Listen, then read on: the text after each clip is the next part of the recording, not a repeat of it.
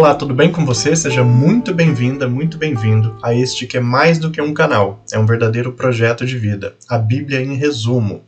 Eu sou Maurício Queco e desde a minha infância, desde a minha juventude, eu tenho uma aproximação muito grande com o mundo cristão em especial e, claro, com a Bíblia Sagrada.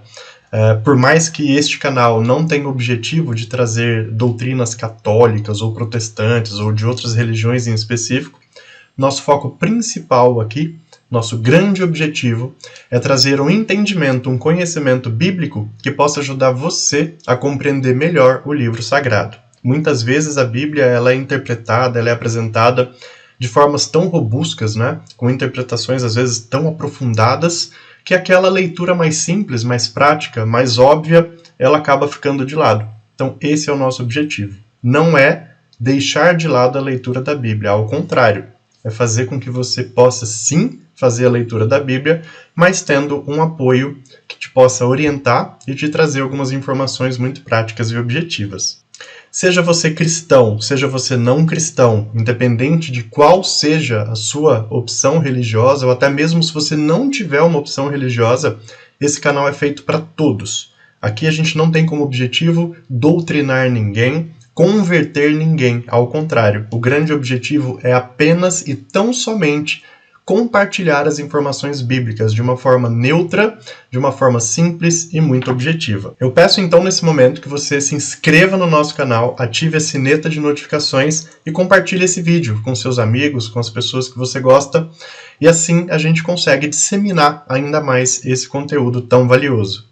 Caso você esteja iniciando a experiência no nosso canal por este vídeo, eu recomendo que você vá lá no vídeo 0, Conceitos e Origens, e você vai compreender que a nossa playlist é uma sequência. A gente apresenta todos os livros bíblicos numa sequência muito prática, iniciando pelo vídeo 0, Conceitos e Origens, e, claro, seguindo ali a sequência bíblica da maneira como ela é. E o último convite que eu faço antes da gente iniciar o conteúdo desse vídeo é para que você dê uma olhadinha. Logo abaixo ao vídeo, aqui na descrição, você tem 2 links. Nós temos um livro da Bíblia em resumo, que é um livro que foi escrito ao longo de quase 7 anos de estudo, que foi desenvolvido para que a gente tivesse esse material hoje para compartilhar com você. Então, por que nós temos 2 links? Você pode baixar o livro gratuitamente, sem problema algum. Você baixa em PDF no seu computador, no seu celular, no tablet, onde você achar melhor. E claro, se você quiser contribuir com o nosso projeto, você tem um link também para comprar o livro. Tá? Então você está vendo aí que na verdade a gente oferece o livro gratuitamente e aquelas pessoas que querem ajudar o nosso programa, o nosso projeto, pode fazer a aquisição desse livro, vai chegar aí na sua casa. O grande objetivo desse projeto, com a venda do livro, é fazer com que o conteúdo bíblico chegue cada vez a mais pessoas, a mais e mais longe, a mais famílias, e também a gente utiliza a parte dos lucros para poder fazer auxílio de instituições que necessitam na região aqui onde eu moro, que é Cotia, na Grande São Paulo. Então, esses são os recadinhos e agora a gente vai para o conteúdo deste vídeo. Vamos lá? Bom, então em continuidade ao livro anterior, 1º Reis, vamos falar agora do 2º Reis. Fechando assim esse conjunto aí de 4 livros, né? Onde nós temos o livro do Reino, que explica um pouco sobre todos esses acontecimentos da transição entre juízes para essas monarquias, que como a gente viu, elas começaram com Saul e logo depois Davi, seu filho Salomão, e foram a partir de Salomão, com a divisão do reino em 2, Judá e Israel, foram tendo sucessivos reis, sucessivos destronamentos e empossamentos e uma série de problemas, como a gente já percebeu. Então aqui a gente tem 2º Reis, que vai dar continuidade à explicação, né, do que aconteceu, né, de como essas coisas foram tomando o seu curso, como é que Israel no norte e Judá no sul foram seguindo seu curso. Apenas para relembrar, no final de 1º Reis, são apresentados os 2 reis que estão naquele momento. Então eu vou até relembrar aqui para vocês. A gente tem Jorão como rei de Judá, ou seja, linhagem de Salomão e Davi, sede do reino de Judá é Jerusalém e fica no sul. E nós temos Ocosias como rei do norte, chamado Norte, novo país Israel, a sede é Samaria, e eles estão ali mais próximos da Assíria e do Líbano, né? Sempre vamos ter isso em mente, tá bom?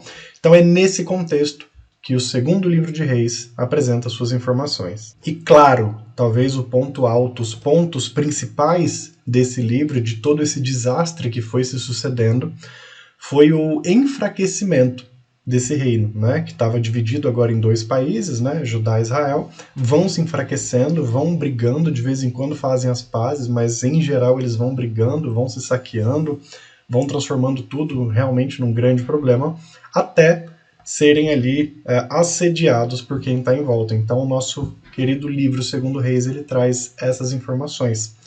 A investida e o avanço assírio sobre o norte e a investida e o avanço babilônico no sul, que são dois dos grandes exílios que os israelitas viveram ao longo da sua história, né? A gente sabe que foram alguns, e até o último século, né, o século XX, nós tivemos ainda essa dispersão de judeus, nós tivemos esse massacre, essa perseguição que aconteceu no Holocausto, e isso, infelizmente, acontece com os israelitas desde o início da sua história.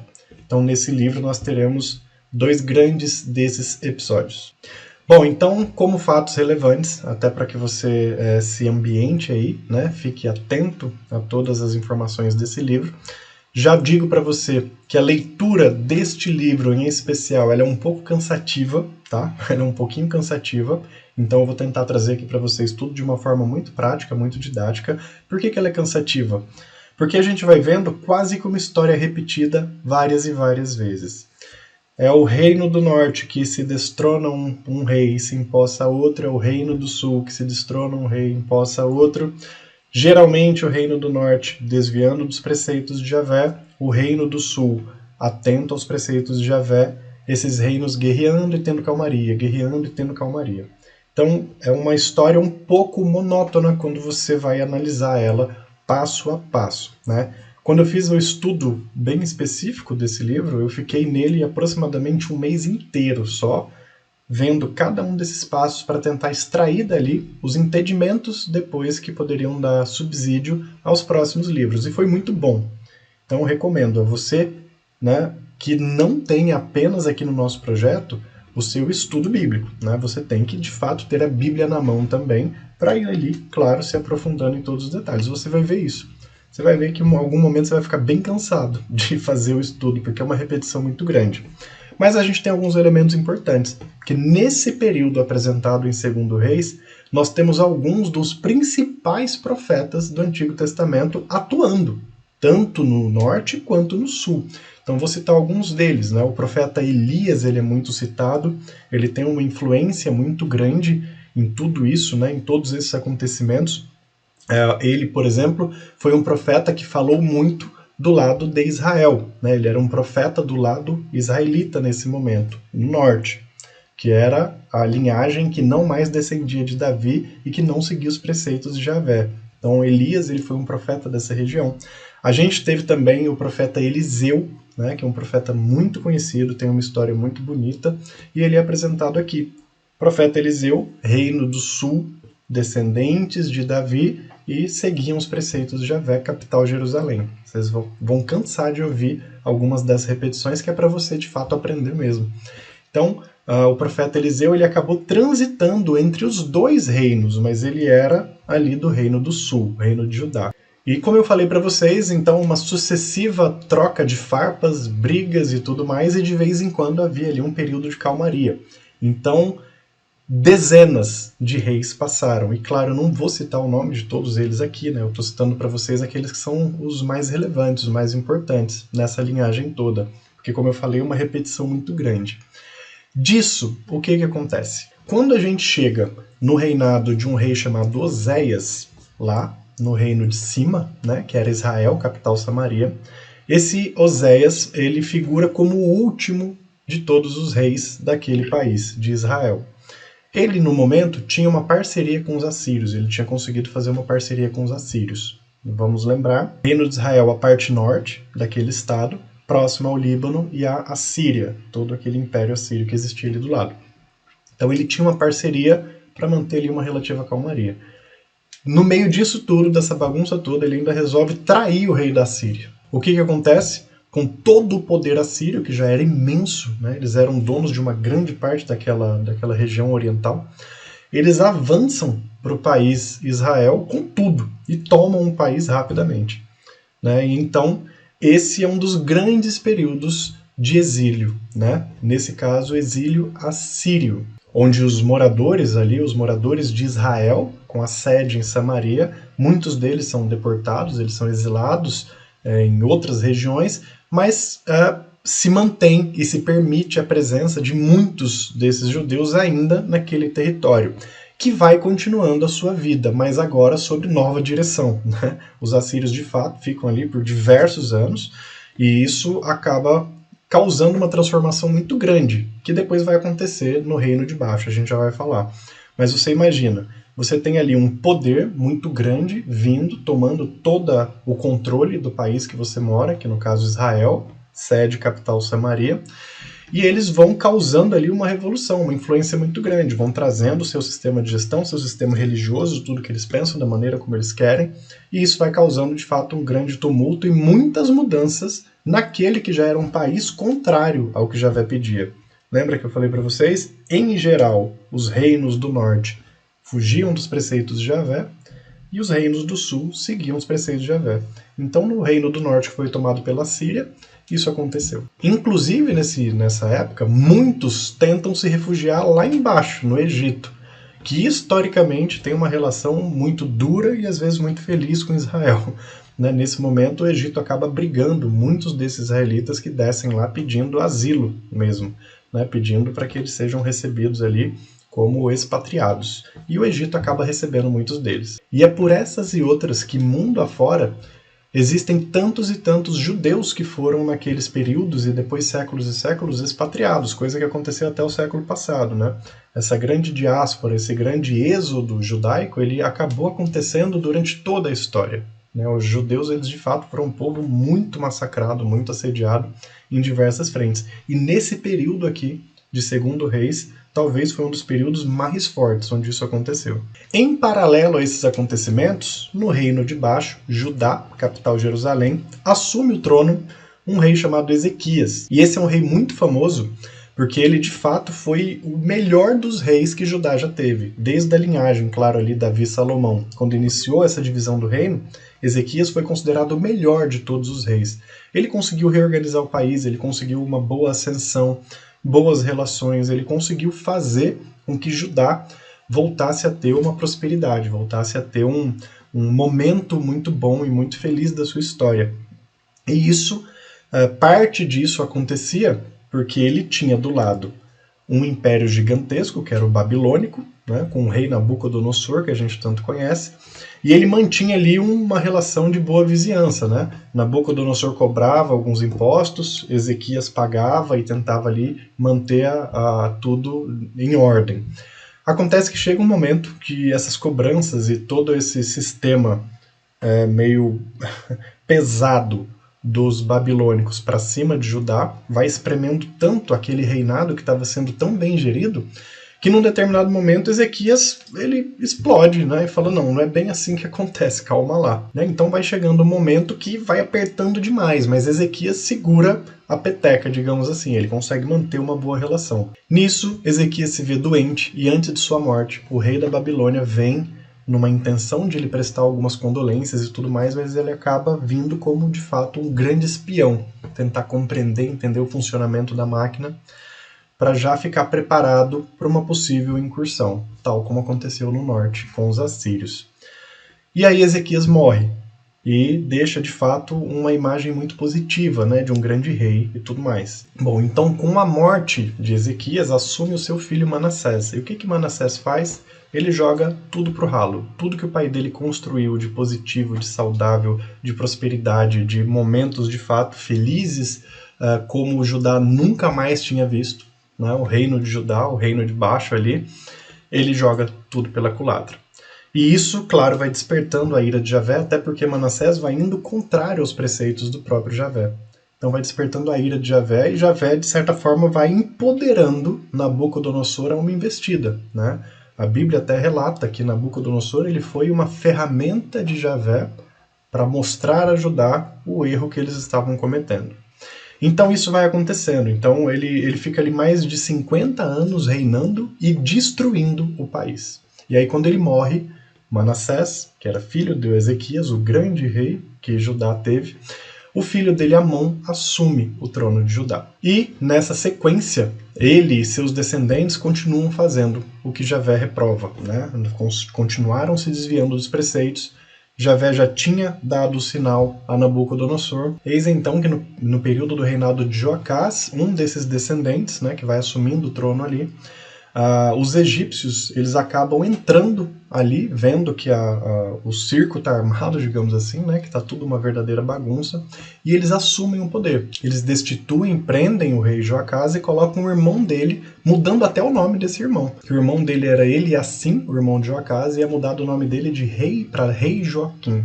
E esse rei Joaquim, então, ele fica reportando-se aos egípcios. Então, por esse breve momento, Judá acaba caindo nas mãos egípcias, como já tinha acontecido séculos antes. Vendo toda essa fragilização acontecer, e já tendo recebido ali as orientações de Javé, segundo relatos bíblicos, Nabucodonosor não espera mais. Ele simplesmente pega seu exército, vai rodeando Judá e entra no país. Os egípcios fazem o quê? Diante daquele exército poderoso de Nabucodonosor, como a gente conhece, já ouviu muito falar, os egípcios lavam as mãos, vão embora dali, e assim o Império Babilônico entra em Judá, causando o grande exílio da Babilônia, que a gente já conhece tanto. Foi um período onde, inclusive, o profeta que estava ali naquele momento, fazendo registro disso tudo, era o grande profeta Isaías, que a gente vai ter um livro exclusivo só para ele, um livro gigante, né? E, de fato, esse era o profeta de Judá, que estava ali vendo, orientando e relatando todos esses acontecimentos, tentando até ser um intermediador entre Javé e todo esse povo reinado, o que infelizmente acabou não dando certo. Por mais que Isaías teve um posicionamento fantástico, maravilhoso, deixando um grande legado para nós de informações e de conhecimento religioso, mas não foi suficiente para evitar que Judá fosse tomado. Então, assim como tinha acontecido com os assírios na parte norte, Nabucodonosor vai permitindo ainda que alguns sistemas de gestão, né, algumas administrações, fiquem nas mãos dos judeus, né, da região de Judá, inclusive Jerusalém, né, que ainda sofre ali, tenta uma resistência em relação ao avanço babilônico, mas nem isso é suficiente, né? Num determinado momento, Nabucodonosor ordena que entrem lá, acabem com tudo e tomem Jerusalém. E assim, e é dessa forma que acontece. Os babilônicos tomam não apenas Judá, como tomam também Jerusalém. Parte desse povo é exilado para a Babilônia, que é o grande período do exílio babilônico, que a gente vai ver mais para frente vários livros que foram escritos ou que citam esse período do exílio, que foi um período muito duro, muito difícil, onde muitas atividades e preceitos religiosos foram por água abaixo e depois foram sendo resgatados. Lembra que eu falava? A vida israelita, uma grande gangorra de afastamento e retorno aos preceitos de Javé. E assim Nabucodonosor permite que algumas lideranças, até reis, continuem governando, né, de uma certa forma, a região de Judá, tendo ali um período de exílio com uma relativa calmaria, né? Você ainda não tinha mais perseguições, mortes e tudo mais. O sistema continuou andando, só que agora sob nova direção, assim como tinha acontecido no norte. Então, quase que paralelamente, tanto Israel, Samaria no norte, tiveram um avanço assírio, e embaixo, o reino de Judá teve o avanço babilônico. Então, se você não conhecia os fatos bíblicos nesse contexto, é isso que o livro de 2 Reis nos apresenta. Para que você possa compreender e entender de uma forma bem interessante, nosso projeto A Bíblia em Resumo traz isso tudo de uma forma mais prática, mais didática, para que você de fato mergulhe no conhecimento bíblico profundamente. Espero que você tenha gostado dessa abordagem. Nossos próximos vídeos vão entrar num novo agrupamento bíblico, né? A gente ainda continua nos livros históricos, mas agora a gente vai falar sobre obras cronistas. Então, até este livro que nós estamos, que é 2 Reis, nós estamos nas obras deuteronomistas. A gente vai mudar de subgrupo, digamos assim. Vamos sair dos deuteronomistas e entrar nas cronistas, e vocês vão entender como tudo funciona. Tá bom? É uma grande alegria estar aqui com vocês. Faço o convite. Se inscrevam no canal se não for inscrito, ative a sineta, compartilhe esse vídeo. E também Na descrição aí abaixo você vai ter 2 links. Você pode baixar nosso livro A Bíblia em Resumo gratuitamente em PDF, ou se você quiser e puder ajudar o nosso projeto a chegar a cada vez a mais famílias e também auxiliar instituições carentes aqui da região de Cotia, você pode comprar o livro e ele chega na sua casa. Tá bom? Nos vemos no próximo vídeo. Tchau, tchau.